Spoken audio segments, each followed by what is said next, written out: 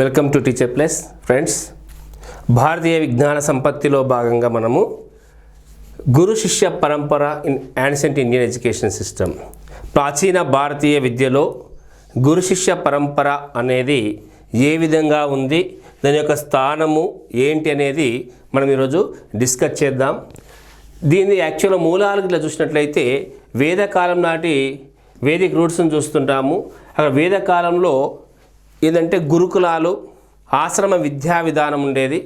అక్కడ గురుకులాల్లో విద్యా బోధకుడిగా టీచర్ గురువు స్థానంలో ఉండేవాడు. నేర్చుకునే డిసిపుల్స్ అందరూ కూడా స్టూడెంట్స్ శిష్యులు అనేవాళ్ళు. గురు శిష్య పరంపరలో దీనికి ఈ వేద కాలంలోనే చాలా ఎంతో గొప్ప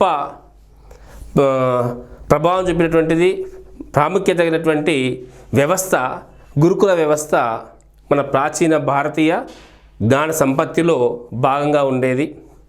అంటే దీని మూలాలు వేద కాలంలో ఉన్నాయంటున్నాము. గురువు దగ్గరికి విద్యార్థి విద్యను అభ్యసించడానికి వెళ్ళేవాడు. వెళ్ళి అక్కడే గురుకులంలో గురువుతో పాటు సహవాసం చేస్తూ నివసిస్తూ గురుకుల విద్యను అభ్యసించేవాడు.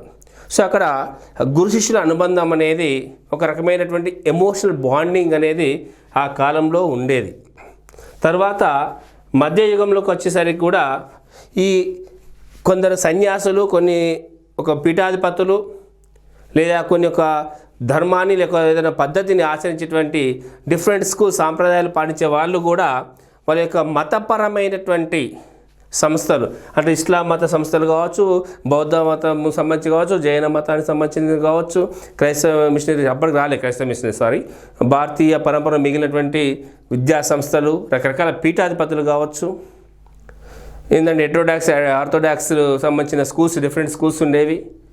ఆ సాంప్రదాయాలకు సంబంధించినటువంటి విద్యా వ్యవస్థలో కూడా గురు శిష్య పరంపర అనేది అక్కడ వేదకాలంలో ఉన్నటువంటి గురు శిష్య సంబంధాలను వారసత్వంగా తీసుకొని కొనసాగించడం జరిగింది.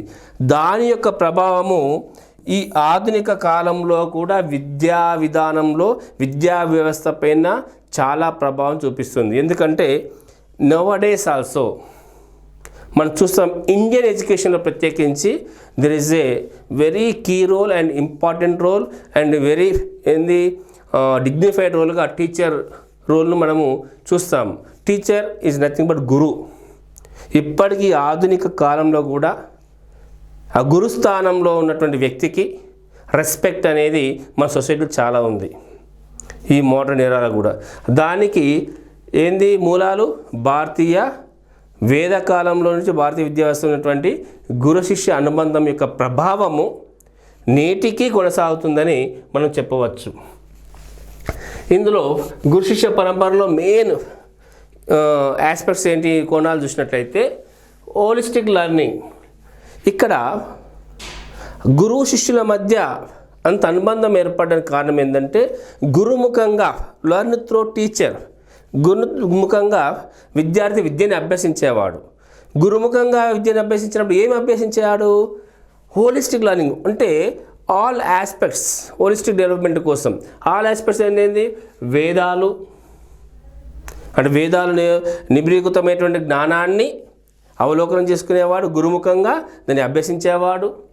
ఆస్ట్రానమీ, గ్రహగతుల యొక్క గమనాన్ని, కొన్ని రిచువల్స్, ముహూర్తాలు అంటాం మనం. ముహూర్తం అంటే టైం పీరియడ్స్, టైం సైకిల్స్ ఎప్పుడు ఎలా చేంజ్ అవుతాయి, దాని యొక్క గ్రహాల ప్రభావం ఎలా ఉంటుంది అనేటువంటి జ్యోతిష్ శాస్త్ర నియమాలు, ఫిలాసఫీ తత్వము, and for all round development కోసము ఈ ఆధ్యాత్మికత, స్పిరిచువల్ నాలెడ్జ్, ఇవన్నీ రకాల అంశాలు అభ్యసించేవాడు గురుముఖంగా. కాబట్టి ఆ విద్యార్థి ఆ గురువు దగ్గర శిష్యుడు ఒక రకమైన అనుబంధాన్ని ఏర్పరచుకునేవాడు. అయితే ఈ అభ్యాసం ఎలా ఉండేది? రెసిడెన్షియల్ లెర్నింగ్, గురుకుల విద్యా విధానం. అక్కడే గురుతో పాటు నివాసం ఉంటూ గురు ఆశ్రమంలోనే భోజనము, గురు ఆశ్రమంలోనే నిద్ర, గురు ఆశ్రమంలోనే అభ్యసనం. ఇవన్నీ కూడా గురుముఖంగా గురుతో పాటు జీవిస్తూ దైనందిక కార్యక్రమాల్లో పాల్గొంటూ జీవన విధానాన్ని నేర్చుకుంటూ ఇవన్నీ కూడా విద్యను అభ్యసించేవాడు. దానివల్ల గురువుకు ఆ విద్యార్థి పట్ల స్పష్టమైన అవగాహన వచ్చేది. అతని యొక్క సామర్థ్యాలు ఏంటి, భౌతిక సామర్థ్యాలు ఏంటి, గ్రహణ శక్తి ఏ విధంగా ఉంది, అతని యొక్క మానసిక సామర్థ్యాలు ఏంటి, అతని విజ్ఞాన యొక్క స్థితిగతులు ఏంటి, జ్ఞాన సంపత్తి ఎంతవరకు ఉంది, ఏ వరకు అవగాహన చేసుకుంటున్నది గ్రహించి టైలర్డ్ టీచింగ్ అంటే ఆ యొక్క పిల్లవానికి మాత్రమే ప్రత్యేకమైనటువంటి వైయక్తిక బోధనా పద్ధతులు అవలంబించేవాడు. ఎవరి స్థాయికి తగ్గ వర్క్ అసైన్మెంట్, లెర్నింగ్ స్టైల్స్ చూసి ఆ టీచింగ్ స్టైల్స్ మార్చుకున్నారు. కరికులంలో చేంజ్ చేసుకొని ఆ గురువు ఆ పిల్లవానికి ఇచ్చేవాడు, బోధన చేసేవాడు. అది అందరినీ ఈక్వల్గా తీసుకురావడానికి సహకరించేది. వాళ్ళ స్థాయికి, వాళ్ళ అవసరాలకు, వాళ్ళ యొక్క సామర్థ్యాలకు తగినటువంటి విద్యాబోధన అనేది నాటి గురుకులాల్లో జరిగేది. ఆ గురువులు ఆ శిష్యులకు అలాంటి విద్యను అందించేవాళ్ళు. తర్వాత చూస్తే మెమొరైజేషన్. ఇక్కడ ప్రధానంగా మనం ఏంటంటాం, ఇది శ్రవణం, వింటుంటాం, మననం, రెసిటైజ్ చేస్తాం. అంటే మెమొరైజ్, పాత నేర్చుకున్న వాటిని వారసత్వంగా వస్తున్న జ్ఞాన సంపదను స్మృతిలో ఉంచడానికి ఆ మౌఖికంగా దాన్ని వల్లి వేయించేవాళ్ళు. దానివల్ల జ్ఞాన పరంపర అనేది కొనసాగుతూ వచ్చేది, నెక్స్ట్ తరానికి అందించే విధంగా ఉండేది. సాక్రెడ్ టెక్స్ట్, పవిత్రమైనటువంటి గ్రంథాలు ఏంటి? వేదాలు. వేదాల్లో ఉన్నటువంటి సారాన్ని, వేదాల్లో ఉన్న జ్ఞాన సంపత్తిని ఇక్కడ బోధించేవాళ్ళు. ఆ సాంప్రదాయమైనటువంటి విద్య మౌఖికంగా ఉండేది, మౌఖిక సాంప్రదాయం, నోటి ద్వారా, అంటే గురుముఖంగా గురువు యొక్క వాక్కు ద్వారా విని అతడు నేర్చుకునేవాడు. ఎవరు? శిష్యుడు. అందుకే గురు శిష్య పరంపరలో ఒక భావాత్మక, ఒక రకమైన ఎమోషనల్ బాండింగ్ ఉండేది. ఎందుకంటే భావ ప్రసారం అనేది ముఖాముఖిగా జరుగుతుండే. ఆ భావ ప్రసారం వల్ల ఇద్దరి మధ్య ఒక రకమైనటువంటి అలౌకిక అనుబంధము ఈ గురు శిష్యుల మధ్య ఏర్పడేది. అందులో మెయిన్గా ఎథికల్ అండ్ మోరల్ డెవలప్మెంట్. దీనివల్ల ఏమవుతుంది? నైతిక వికాసం అనేది విద్యార్థులకు కనబడేది. ముఖ్యంగా ట్రస్ట్ ఇక్కడ, అంటే స్టూడెంట్కు, అంటే ఆ విద్యార్థికి, శిష్యునికి గురువు పట్ల, తన టీచర్ పట్ల అపారమైన విశ్వాసం ఉండేది, నమ్మకం. గురుముఖంగా వెలువడే వాక్కులన్నీ కూడా సత్యాలే, ట్రూత్స్ అనే ఒక నమ్మకం. గురువు నేర్పించే విద్య పట్ల విపరీతమైనటువంటి నమ్మకాన్ని, విశ్వాసాన్ని ఉంచుకునేవాడు. కాబట్టి అతను నేర్చుకోవడంలో ఏమాత్రము తడబడేవాడే కాదు. శిష్యుల్లో కూడా నైతిక విలువలు అనేవి ఆపాదించబడేవి.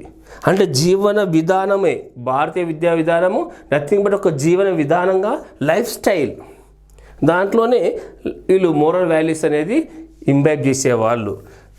మోరల్ లీడర్షిప్ ఏంది? గురువు విద్యార్థులకు మెంటర్గా ఉండేవాడు, ఉండి గైడ్ చేసేవాడు. ఏది తప్పు, ఏది ఒప్పు, నైతికత ఏంటి, ఆధ్యాత్మికత కోణంలో ఆధ్యాత్మిక చింతన అలవర్చి విద్యార్థుల్లో, అంటే తన శిష్యుల్లో గురువు ఆధ్యాత్మిక భావాలతో పాటు విలువలు, నైతికత అనేది పెంపొందించేవాడు అన్నట్టు నాటి గురువులు. సో దానివల్ల ఏమవుతుంది? వాళ్ళ మధ్యలో జీవితకాల బంధం, ఆ జన్మాంతము అభ్యసనము, ఆ జన్మాంతం శిష్యునిగానే కొనసాగాడు, ఆ జన్మాంతం గురువుగానే భావించేవాడు వ్యక్తిని. తన ఎదురుగా గురుకులంలో లేకున్నా ఆ విద్యార్థి ఎక్కడున్నా తన గురువును స్మరించుకునేవాడు, తన టీచర్. ఎందుకంటే నేను ఈరోజు మాట్లాడుతున్నాను, నేను ఈరోజు ఇలా ఉన్నాను, నా జ్ఞాన సంపత్తి ఈ విధంగా మారిందంటే దానికి కారకుడు నాలో వెలుగు నింపిన ఆ గురువే గొప్పవాడు అని జీవితకాలం గురువుకు గౌరవించేటువంటి సంస్కృతి ఉన్నది. ఎందుకంటే అది ఇనిషియల్గా ప్రాథమిక అభ్యాసంలో ఏముంది? Not only academics, also spiritual నాలెడ్జ్ని కూడా ఇచ్చేవాళ్ళు. ఆధ్యాత్మిక జ్ఞానాన్ని సాధారణ అకాడమిక్ విద్యతో పాటు గురువులు బోధించేవాళ్ళు. సో వీళ్ళు అక్కడ నేర్చుకునే వాళ్ళు ఏంది? విద్యతో పాటు గురుతో సహజీవనం చేసేవాళ్ళు, నివాసించేవాళ్ళు కాబట్టి, సహజీవనం గడిపేవాళ్ళు కాబట్టి ఆధ్యాత్మిక నాలెడ్జ్ని కూడా పొందేవాళ్ళు. తర్వాత దాన్ని ప్రాక్టికల్ ట్రైనింగ్, వాళ్ళ ఆచరణాత్మక శిక్షణ, అంటే చదువుతో పాటు కర్రలు కొట్టుకురావడము, వంట వండడము, కూరగాయలు తీసుకురావడము, వ్యవసాయం చేయడము, ఇంటికి మరమ్మతులు చేయడము లాంటి నిత్య జీవితంలో ఎదురయ్యే అవసరమయ్యేటువంటి పనుల్లో ఆ శిష్యులను భాగస్వామ్యం చేసేవాళ్ళు. దాని ద్వారా కొన్ని క్రాఫ్ట్ వర్క్స్, అగ్రికల్చర్ వర్క్స్, ఇంకొన్ని ఆ కుటీర నిర్మాణం సంబంధించిన పనులు, కట్టెలేరడం, పండ్లేరడం, పూలు ఏరడం, ఔషధ మొక్కలను తీసుకురావడము, వాటిని ప్రిపేర్ చేయడము, ఇలాంటి ఎన్నో పనుల్లో ఆ శిష్యులను భాగస్వామ్యం చేసినప్పుడు ఒక జీవన నైపుణ్యాలు పెరిగేవి. వాళ్ళు సమస్య ఎదురైనప్పుడు ఇలా ఎదుర్కోవాలి, ఏదైనా సంఘర్షణలో అయినప్పుడు ఇలా అధిగమించాలి, ఇలా మనశాంతికి లోనవుతే దాన్ని ఏ విధంగా, అశాంతికి లోనైతే దాన్ని ఏ విధంగా ఓవర్కమ్ చేయాలి అనే దాన్ని అటు జీవనంలో భాగంగా ప్రాక్టికల్ శిక్షణతో ఓవర్కమ్ చేసేవాళ్ళు. ఇది జీవితకాలం గురుకుల విద్యను అభ్యసించి ఇంటికి వచ్చాక తన జీవనాన్ని కొనసాగిస్తున్నప్పుడు కూడా ఆ శిష్యునికి ఏదైనా సందేహం వచ్చినా, ఏదైనా సమస్య ఎదురైనా పరిష్కారం కోసం గురువు కోసం ముఖం చూసేవాడు. అప్పుడు గురువు ఏ సమయంలో అయినా అతనికి పరిష్కార మార్గం చూపించేవాడు. అందుకే ఈ గురు శిష్య పరంపర, గురు శిష్య సంబంధం అనేది ఆ జన్మాంతం ఉండేది. వీళ్ళ లైఫ్ లాంగ్ బాండింగ్ అన్నట్టు అనుబంధం అనేది వాళ్ళలో జరిగేది. ఎందుకంటే మరి సామాజిక ప్రాముఖ్యత ఏముంది దీంట్లో చూసినట్లయితే, ఆ గురు శిష్య సంబంధము వల్ల ఆ గురు శిష్య పరంపర యొక్క ప్రభావము ఈ సమాజం మీద ఏ విధంగా ఉండేదంటే స్పిరిచువల్ గ్రోత్, సమాజంలో ఆధ్యాత్మికత అనేది పెరిగేది. యూనివర్సల్ ట్రూత్స్, విశ్వ సత్యాలు, సార్వత్రిక సత్యాలు అంటాం. సార్వత్రిక సత్యాల పట్ల ప్రపంచానికి, సమాజానికి ఒక అవగాహన కల్పించేవాళ్ళు.